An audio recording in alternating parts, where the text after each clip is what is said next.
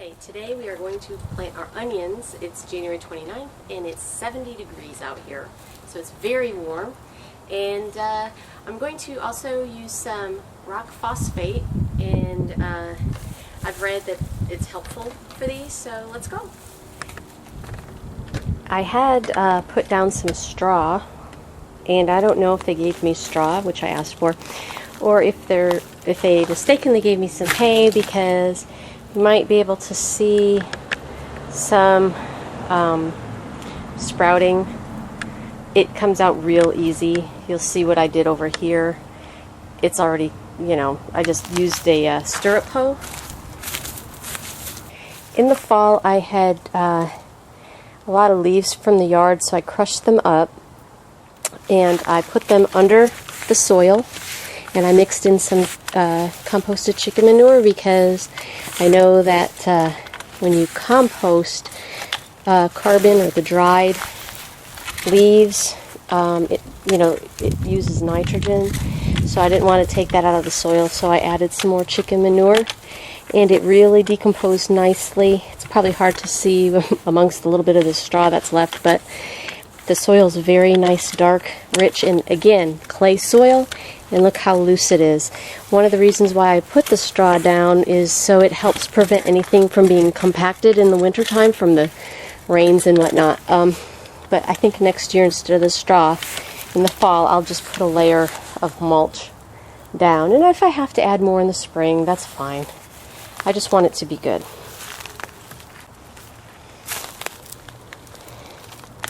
That's what I'll be using, natural rock phosphate, to put in the onion when I plant it. What I'm going to do is amend the soil a little bit. What this is here is, this right here is a combination of some of my compost that I created, some worm castings, and dry molasses. I don't believe onion roots are too deep. From what I understand, they're pretty shallow, but I'm going to give this a good mix in, and then I will apply the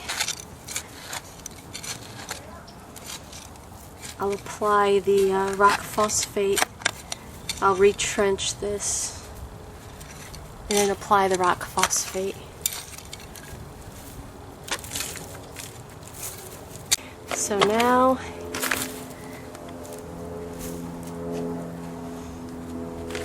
I'm going to apply the rock phosphate. It says like a teaspoon per plant or whatever, so we'll see. I'm winging it. We'll just see how this works.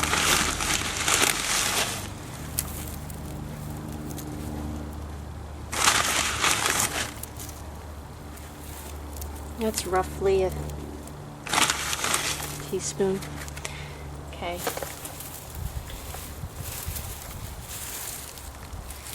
Here are I've got quite a few of them, so what I'm going to... Ooh, look at that. Look at that. This thing is going to die. Excuse me. Okay. Stupid thing. So I'm going to plant them, a little closer together and thin them out.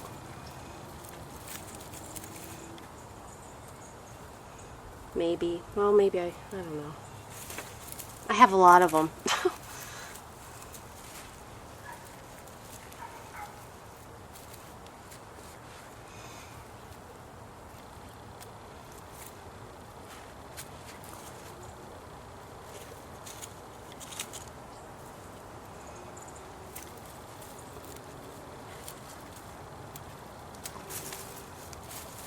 I'm going to try to use some really good ones.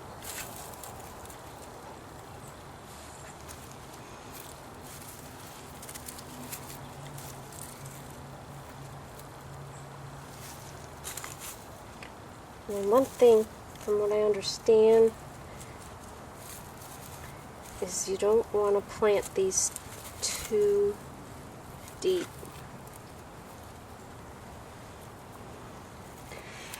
And I am totally going to go back and check WebCajun's video after I do this, because in case I'm doing this too deep, I can always fix it. Because WebCajun's the man, he knows what he's doing, and I don't. So, I don't yet. I will.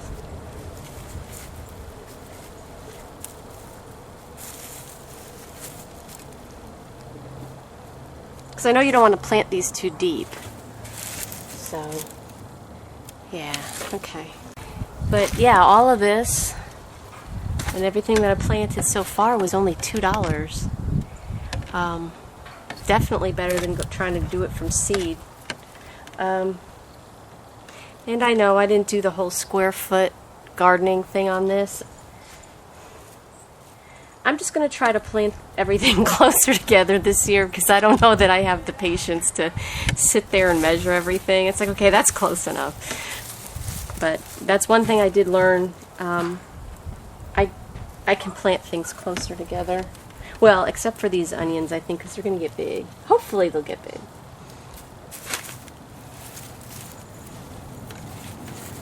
See, watch. This is my John Deere, whatever it is you call it, the trowel thing that to kind of mound it. All right. That's all I got. I don't have a John Deere. Sorry. I wish I did, though, but then I would have to have more land, which I would love. Someday.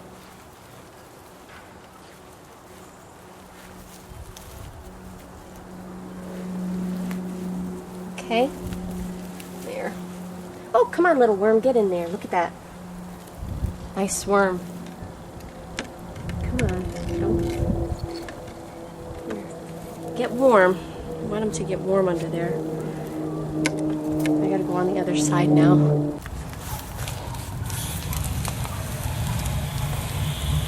Okay, I ended up putting just a little bit of mulch around it. I don't know if I needed to, but I didn't want to put that hay back on there since it doesn't look like it's very good. Since I already took all the weeds out. I'm sure I'll get some more. But anyway, that's it. So hopefully I did this right. I guess we'll see. Bye. I forgot I wanted to give you a quick update. Look at this. This is a Boston pickle bush cucumber. I sprouted it via that plastic bag method on 1/23, and look at it. Today's the 29th. 6 days later, it's already got beautiful, beautiful leaves. This is the loofah. Look at the loofah. This just takes off. You know, it's just really cool. Looking really good. Here are the other ones that I planted. They're sprouting up. My tomatoes are starting to get their secondary leaves. I'll split those two guys. I have split tomatoes after they've sprouted, and I haven't had a problem with them. See down here, some of these, I forgot that I want to plant them lower. So what I did was I started to move some of them, and see, they're fine. They're pretty resilient. What the heck is that? It's a Cherokee purple right in there. But I don't water a lot, you know. I'm careful, because I think that's what really kills them, is if you overwater. So I'll feel the top of the soil, and if it needs it, then I'll do it. But look at, here's another one of those Boston cucumbers. They're just crazy. Hopefully this is a good variety. I guess it depends, though. We'll see once you get it in the ground. And then, because I love that status flower, I planted some more. I'll show you what the status looks like. I don't know if you could see this very well, but see, this is the dried flower status. Oops, darn it. Anyway, all you do is you grow it and it just dries out, and it's so pretty. So I really liked it. So I'm going to grow a bunch more. And you know, flowers in the garden is really pretty. So anyway, that's it. And I'm going to go ahead and post this, and let me know your thoughts on those onions if I didn't do it right.